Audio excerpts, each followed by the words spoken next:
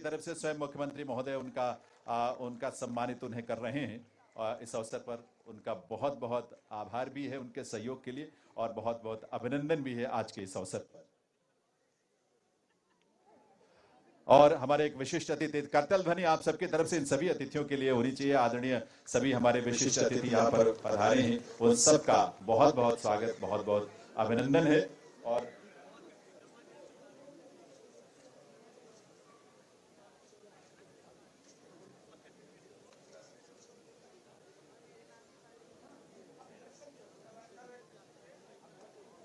और अब ये समय है जिसकी प्रतीक्षा हम सबको रहती है, क्योंकि माननीय मुख्यमंत्री श्री मनोहर लाल जी अपने विजन, अपनी सोच और अपने कृतित्व और व्यक्तित्व से हमेशा जिस तरह हमें प्रेरित करते हैं, उनका संबोधन का समय है। निवेदन करूंगा आप सबके करतल ध्वनि के साथ कि वो आए, अपने स्नेह से, अपने मार्गदर्शन, अपने प्रेरक संबोधन से हम सबको कृतार्थ करें, क्योंकि हरियाणा प्रदेश को इन वर्षों में जिस तरह से उनका नेतृत्व मिला है और प्रदेश ने हर क्षेत्र में जो प्रगति की है वो अपने आप में विलक्षण है। तो आप करतल ध्वनि के साथ माननीय मुख्यमंत्री हरियाणा श्री मनोहर लाल जी।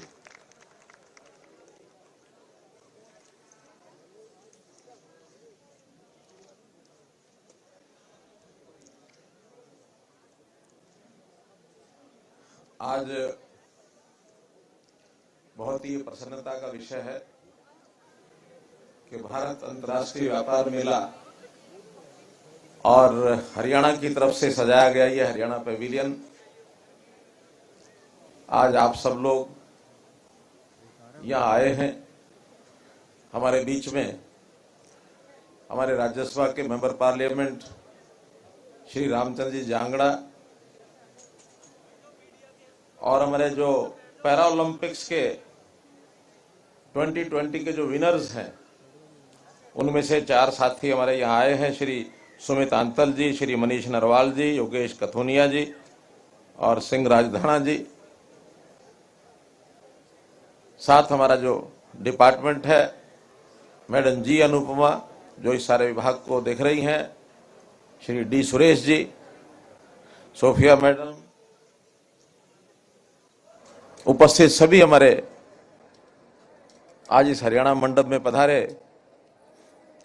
कला प्रेमियों, उद्योगपति बंधुओं, पत्रकार छायाकार मित्रों, इस अवसर पर मैं आपको सभी को बहुत बहुत बधाई, बहुत बहुत शुभकामना देता हूं।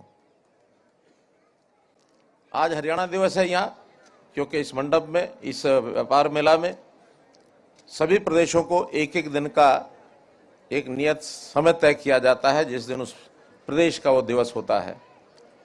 तो आज हरियाणा इस दिवस, इसके अवसर पर हम चर्चा करेंगे कि अपना जो हरियाणा मंडप है उसमें प्रदेश की जो भी प्रगति है उसकी एक झलक मात्र है, क्योंकि बहुत बड़ा एरिया नहीं होता, मात्र 200 स्क्वायर फुट का वो एरिया है। हम उसमें कुछ झलक दिखा सकते हैं नई नई चीजों की। हरियाणा 1966 में बना और 66 में जब बना तो उस समय देश और दुनिया के ये लोग कहते थे कि इन्होंने हरियाणा प्रदेश बनवा तो लिया, लेकिन क्या अपने जो सरकारी प्रशासन अमला जो है, सरकारी कर्मचारी हैं, उनको ये सैलरी भी दे पाएंगे क्या?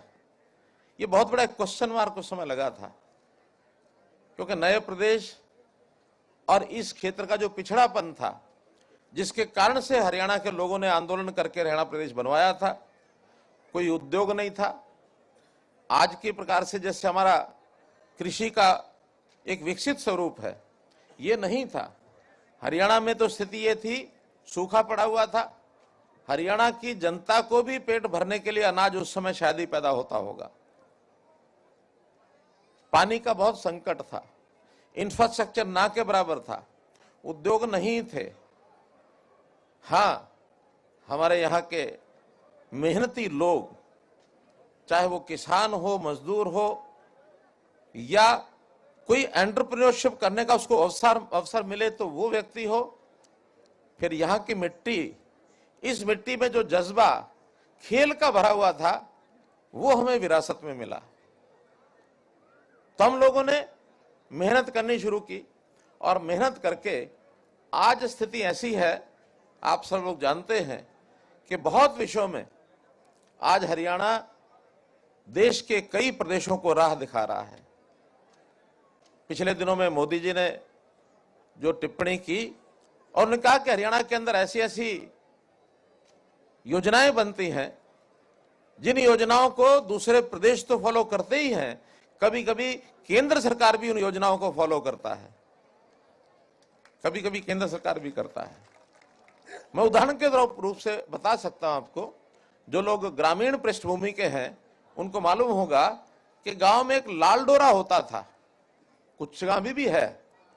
उस लाल डोरा के अंदर जितनी भी प्रॉपर्टी होती थी वो गवर्नमेंट के रिकॉर्ड में नहीं होती थी, वो वहीं लोकल लेवल पर पंचायतें जिसका फैसला करें, जिधर करें उधर कर देते थे। बहुत झगड़े, कोई उसका रेवेन्यू रिकॉर्ड नहीं।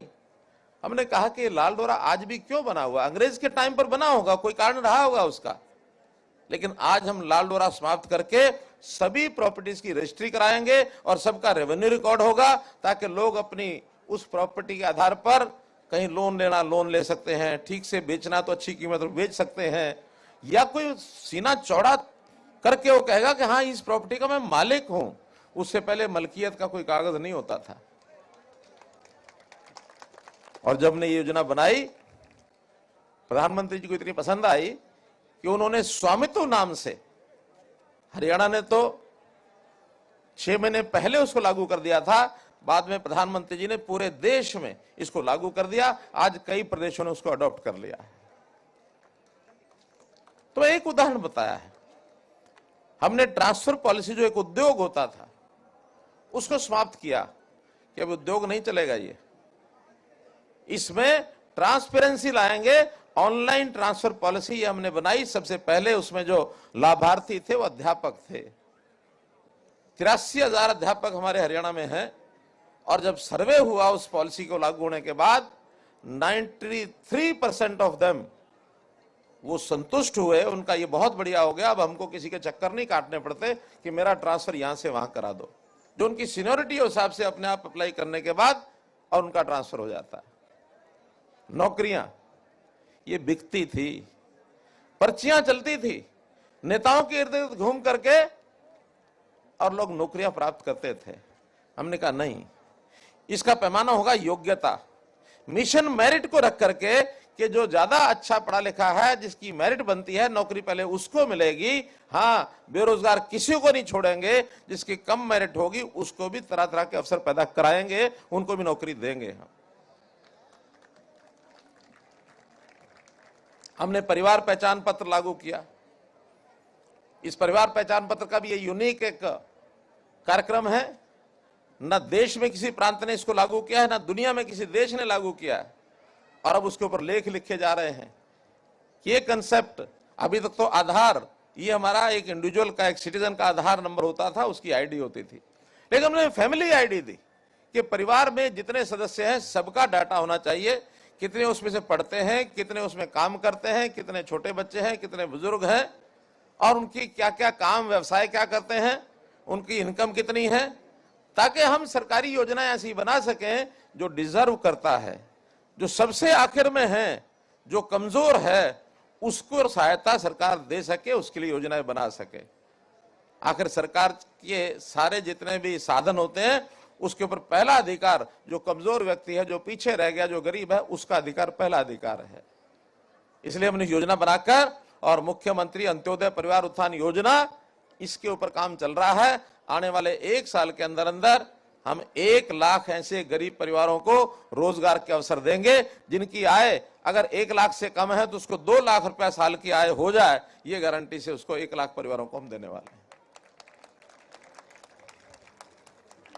बहुत ऐसी योजना है, इंफ्रास्ट्रक्चर है, रेलवे है, पानी है, सिंचाई है, माइक्रो इरिगेशन है, कृषि में नए नए हम जो उनको मुआवजा मिलता है उनको ठीक से मिल जाए, मेरी फसल मेरा ब्यौरा है, मेरा पानी मेरी विरासत है। इतनी स्कीमें हैं कि अगर आपको मैं बताने लगूं तो शायद आज, क्योंकि इस पंडाल का हमारा समय 2 घंटे का निश्चित है, इसके बाद हमको उठा देंगे, किसी और का बोर्ड लग जाएगा यहाँ, तो उस समय तक भी पूरा नहीं कर पाऊंगा। लेकिन मित्रों, हम लोग हर क्षेत्र में आगे बढ़ रहे हैं, और मुख्य रूप से जो सामान्य परिवार है, गरीब परिवार है, जिसके यहाँ रोजगार नहीं है, उसको रोजगार देने का हम काम कर रहे हैं।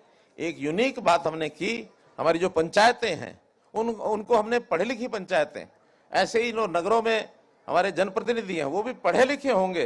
पहले कोई भी अंगूठा टेक अनपढ़ जा करके अपना नेता बनता था, उसको हमने रोक लगाई है। लोगों ने डिमांड ये भी की है कि एमएलए एमपी पर लागू कर दो। मैंने कहा ये तो केंद्र का मामला मेरा नहीं है, लेकिन प्रदेश में हमने ये सारी चीजें लागू कर दी हैं। सुप्रीम कोर्ट तक लड़ाई लड़के काबू की है, इसको लागू किया है।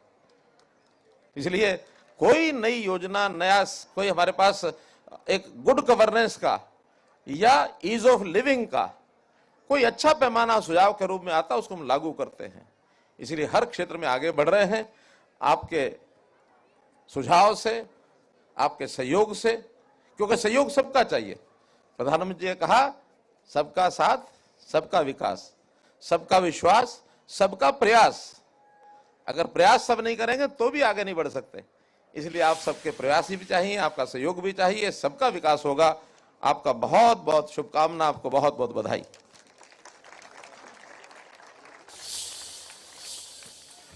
बहुत बहुत आभार माननीय मुख्यमंत्री श्री मनोहर लाल जी का, उनके इस प्रेरक संबोधन के लिए। निवेदन के सामने स्थान ग्रहण करें। सभी विभूतियों से भी निवेदन है कि वे सामने दर्शकों के बीच में अपना स्थान ग्रहण करें, क्योंकि जो प्रस्तुतियां हैं वो मंच पर रखी जाएं। सामने जो बैठे हुए थोड़ा सीट खाली कर देंगे। और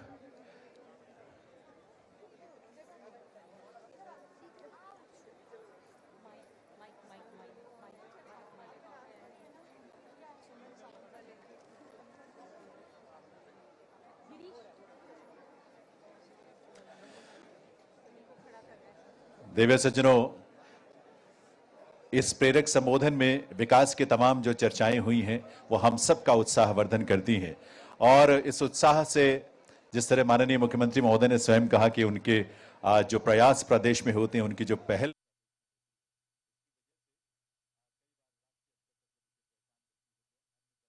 पदक विजेताओं को यहां इंटरनेशनल ट्रेड फेयर में सम्मानित किया है। आप देख सकते हैं तस्वीरें, इंटरनेशनल ट्रेड फेयर की ये तस्वीरें हम आपको दिखा रहे हैं। सीएम ने पदक विजेताओं को सम्मानित किया। और आपको बता दें, हरियाणा के लोगों ने बहुत मेहनत की है। सीएम ने अपने संबोधन में कहा है हरियाणा देश के कई प्रदेशों को राह दिखा रहा है। सीएम ने यह भी कहा है, आपको बता दें तस्वीरें इस वक्त आप देख सकते हैं।